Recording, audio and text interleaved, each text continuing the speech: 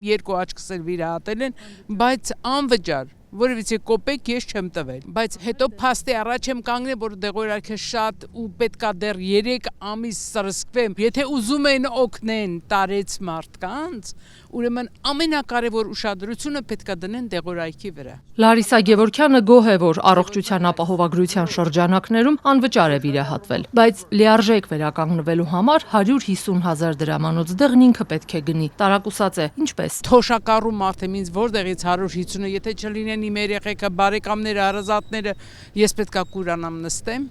հա։ Խնդրում եմ ղեկավարությանը ուշադրությունը դարձնի դեղորայքի վրա։ Հունվարից մեկնարկած առողջության ապահովագրության շրջանակներում անհրաժեշտ դեղերի մի մասը տրամադրվում է անվճար, մյուս մասը համավճարով։ Այս ցանկը 2027 թվականից հետո գուցե ընդլայնվի։ Մինչ այդ, սակայն, շատերը խնդիր ունեն համակարգից օգտվելու հետ։ Հիմնականում տարեցները սմարթֆոններից ու տեխնիկական միջոցներից վարժ չեն կարողանում օգտվել։ 65+ է տարիքը։ Ունեք առնեք, ակտիվացրել եք, ձևերի գիտեք։ Ակտիվացրել ենք, ես չեմ, մեր ջահելներն են ձևերը արել, իմ համար մի քիչ դժվար բան է դա, ջահելները ակտիվացրել են, բայց հələ չեմ օգտվել։ Ձևը չգիտեմ ճիշտ ասած։ Առողջապահության նախարարությունից վստահեցնում են, պոլիկլինիկա այցելելու դեպքում նրանց ամեն ինչ տեղում կբացատրեն։ Երևանի Սուրբ Գրիգոր Լուսավորիչ հիվանդանոցի մոտ հանդիպած տարեց տղամարդը, որ օրեր շարունակ ծայրահեղ ծանր վիճակում գտնվող կնոջն է խնամում, ասաց հիվանդանոցից տեղեկացրել են, ոչ մի կոպեկ չի վճարելու։ Հիվանդանոցից դուրս եկողներից շատերն էլ էին այս լուրն արդեն լսել։ Ոչ մի կոպեկ չենք վճարել։ Պետությունն է տալիս, նույնը ես երկրորդ կարգի աշխատում։ Վիրահատվել է։ Չէ։ Ասեցին, որ պետպատվերի տակ եք, ընդունում են, կիրակյորը կգաք, կնկարեն այդ մեջքի բանը, հետո արդեն բժիշկները կասեն ըստ դրա։ Քերոսկինը պետքա վիրահատվի, եկել եմ մոտը։ Հա, հենց հիմա ինքը այդ ապահովագրական ծրագրով է պարկած, ապահովագրության շրջանակում ամեն ինչ արվում է, դա ինձ ավել էլ ինչ լինի։ Անվճար է։ Ի տարբերություն նախորդ բուժառուների, տարեց այս ամուսիններն այդպես էլ չեն հասկացել, թե ինչու պետք է 3 տարեկան թոռնիկի անալիզներից մեկի համար վճարեն։ Չէինք ասի այնքան, որ անվճար, հենց հիմա ես գնում եմ 3500 դրամ մուծեմ, որ երեխային ընդամենը մեզի անալիզ տան։ Դա վճարովի է։ Այսինքն չենք հասկանում այս երկրից։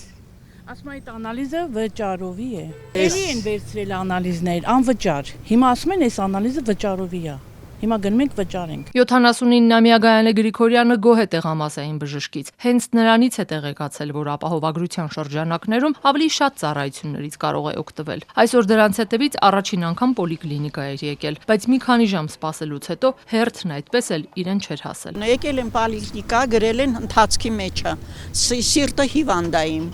Պետք է հələ գնամ թերապևտը ուղեգիր տա, չգիտեմ որտե գնամ, նոր եմ սկսել, առաջի քայլն եմ արել։ Այնքան շատ էին սրտաբանի մոտ պիտի գնամ, սրտաբանը չկարողացավ ինձ ընդունել, ստիպված վաղը պիտի գամ նորից։ Այս օրերին Ազատության հետ զրույցում շատերն են նշում, որ դեռ տեղեկացված չեն ինչպես կարող են օգտվել իրենց փաթեթներից։ Մյուսները դժգոհում են, որ հիվանդանոցներում երկար են սպասում, քանի որ պոլիկլինիկաների ուղեգրերը հաճախ ուշ են հասնում հիվանդանոց, իսկ Արմեդից պատասխան ստանալու համար երբեմն ժամերով սպասում են, մինչև իրենց զանգերին պատասխանող գտնվի։ Շատ են դժգոհությունները նաև անհատ ձեռնարկատերերի կողմից։ Ինչու ի տարբերություն վարձու աշխատողների անհատ ձեռնարկատերերը պետք է մինչև ապրիլի 20-ը ապահովագրության համար անհրաժեշտ 120,000 դրամը միանվագ վճարեն, ոչ թե ամիս առ ամիս։ Առողջապահության նախարար Անահիտ Ավանեսյանն ասել է, որ անհատ ձեռնարկատերերը մյուս հարկերն էլ են նույն կերպ վճարում, սակայն հավելել, որ հաջորդ տարվա համար այս հարցը կքննարկվի։ Մենք 2027 թվականի